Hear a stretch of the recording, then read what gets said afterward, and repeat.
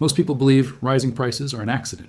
They are told it is the result of bad timing, global shocks, greedy corporations, or temporary supply problems. When the cost of basic food doubles, when rent quietly consumes half of a paycheck, when everyday life feels heavier with each passing year, the explanation is always external. Something broke. Something unexpected happened. Someone made a mistake. But what if nothing broke at all? What if this outcome is not a failure of the system, but the natural result of how it was designed? Prices are not rising by accident. Wealth is moving. And once you understand how that movement works, it becomes impossible to unsee it. Inflation is usually presented as a background condition, a technical detail discussed by economists and central bankers. A few percentage points, a temporary phase, something that will normalize. But for the people living inside it, inflation feels very different. It feels like erosion, not dramatic, not explosive, but relentless. A little less purchasing power each month, a little more anxiety each year. A growing realization that effort no longer translates into progress. History shows us that this feeling is not new, and it is never random. Inflation is not a rising tide that lifts all boats equally. It is a wave, and like every wave, it has a point of origin. Those closest to that origin experience its force first. Those farther away only feel the aftermath. By the time the wave reaches you, the transfer has already taken place. Money has never entered society evenly. Not once. Not in ancient empires. Not during industrial revolutions. And not in the digital age. This is not a modern policy error. It is a structural reality that has shaped power for thousands of years. And to understand it, we must strip money of its comforting mythology. Money is not neutral. It is not fair. It is not simply a tool for exchange. Money is a system of incentives and penalties created and controlled by those who issue it. And like every system of power, it rewards proximity and punishes distance.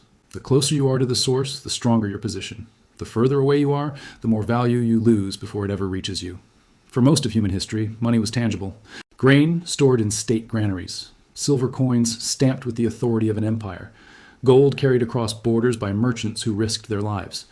If a ruler wanted to spend more, the choice was painfully clear. Raise taxes or wage war. Both were visible. Both were dangerous. Both carried consequences. This visibility acted as a natural restraint on power. But restraint eventually became the enemy. At some point, rulers and financial elites discovered a more elegant solution.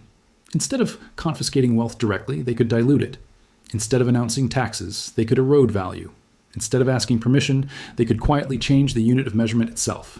This method was never presented as theft. It was presented as necessity, stability, progress. We now call this inflation, but its function has always been redistribution. Centuries before modern central banks existed, this mechanism was identified by an economist named Richard Cantillon. What he observed was devastatingly simple. New money does not affect everyone equally. It benefits the first recipients at the expense of everyone else. Those who receive it early spend it before prices rise. Those who receive it late pay higher prices with money that has already lost its strength. This pattern is not theoretical. It is written across history. In ancient Rome, emperors faced endless military expenses and shrinking resources. Rather than admit failure, they debased the currency. Silver coins were quietly mixed with copper. The state and the army spent these new coins first, while they still carried trust.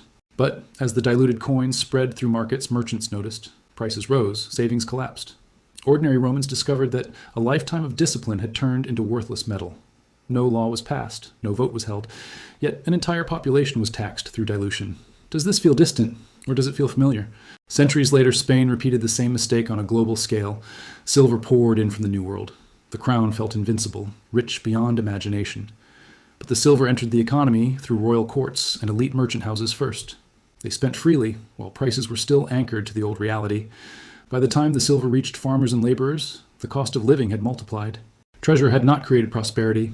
It had destroyed it. Spain gained silver and lost its future. The pattern never changed, only the technology did.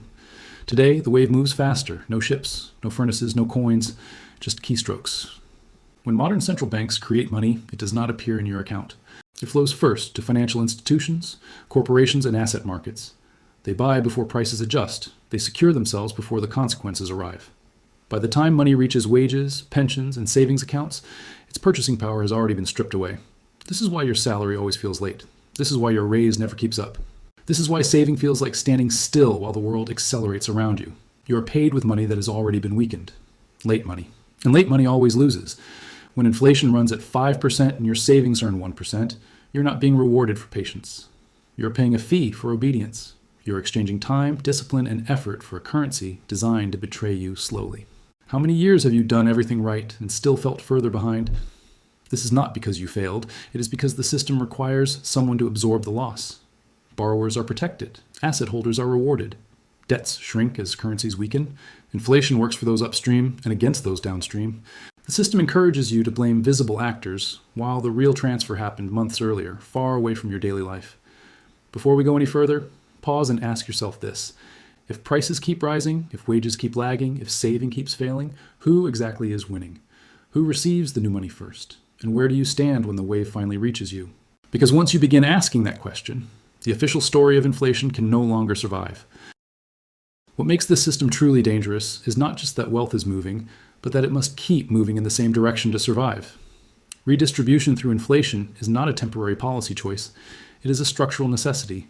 The modern financial system is built on debt so large that it cannot be repaid honestly. It can only be managed through dilution. Today, global debt exceeds $300 trillion. This number is not abstract. It represents promises made against future labor, promises that require currencies to lose value over time in order to remain manageable. If money stopped losing value, the entire structure would collapse under its own weight. Inflation is not tolerated because it is useful. It is required because without it, the system breaks. Every empire that reached this stage faced the same dilemma: admit insolvency or erase obligations silently. History shows us which option power always chooses. Before the French Revolution, the monarchy diluted its currency while assuring citizens that stability was just around the corner. In Weimar Germany, money was printed to preserve social order and instead destroyed it. In Rome, debasement continued until trust itself collapsed. In every case, the language was identical: temporary measures, necessary sacrifices, emergency conditions. And in every case, those closest to power exited into real assets while everyone else was left holding promises. Does this pattern feel distant, or does it feel uncomfortably current? Modern redistribution is simply faster and more precise. Central banks no longer rely on crude coin clipping or visible debasement. They use balance sheets, liquidity facilities, emergency programs, and quantitative easing. Each intervention pushes the wave forward. Each pause reassures the public. Each rescue inflates asset prices while wages lag behind. The stock market rises, real estate becomes untouchable, and people are told this is a sign of economic health, even as their lives become more fragile. This is why a booming market can exist alongside a shrinking middle class. It is not a paradox. It is evidence. The machine is functioning exactly as designed. But redistribution does not stop at money. It transfers time. When your savings lose purchasing power, the system has not taken numbers from a screen. It has taken hours of your life, days worked, years postponed, discipline delayed. Every inflationary cycle shortens the ladder just as people are climbing it. This is why ownership feels further away with every generation, why renting replaces building, why survival replaces planning. The wealthy do not hold cash. They never have. They hold what cash is used to buy: land, energy, infrastructure, productive systems. They position themselves upstream, where money is still strong. Everyone else lives downstream, absorbing dilution as a fact of life. This is not because the wealthy are smarter or more virtuous. It is because they understand the mechanics. They know that money is not a store of value. It is a flow of power, and they choose where to stand within that flow. Now the system is approaching its most dangerous evolution, because when inflation alone is no longer sufficient to maintain control, mechanisms adapt. Central bank digital currencies are not about convenience. They are about precision. Programmable money removes the final layer of resistance between authority and value. Money that can expire, money that can be restricted, money that can be frozen or redirected with a single line of code. In such a system, saving is not discouraged. It becomes impossible. Ask yourself honestly, if money can be programmed, who writes the program? If it can expire, who decides when? If it can be frozen, who defines acceptable behavior? At that point, redistribution is no longer purely economic. It becomes political, social, and personal. This is not speculation. It is trajectory.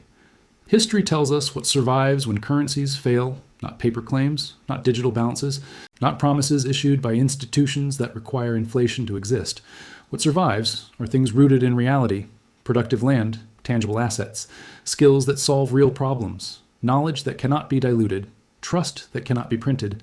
Empires collapse when the illusion breaks. But individuals who understand the illusion early do not collapse with them. They adapt, they reposition. They step out of the theater while everyone else is still watching the stage. This is why history matters. Not as nostalgia, not as trivia, but as a map. Because the same forces repeat, even when the language changes, even when the technology advances, even when the story sounds new. Before this ends, ask yourself one final question. If wealth is moving and redistribution is already underway, Are you positioned where the value is flowing from, or where it is flowing to? And if the system requires your savings, your time, and your silence to function, what happens the moment you stop believing the story? History has answers. I merely show you where to look. And if this deep financial journey has given you a new perspective, like the video and subscribe, because the real story begins the moment you recognize the system you're living inside. In the next video, we will expose the final layer of this mechanism. Who really gets the new money first? When money is created, it goes somewhere first. It is not you.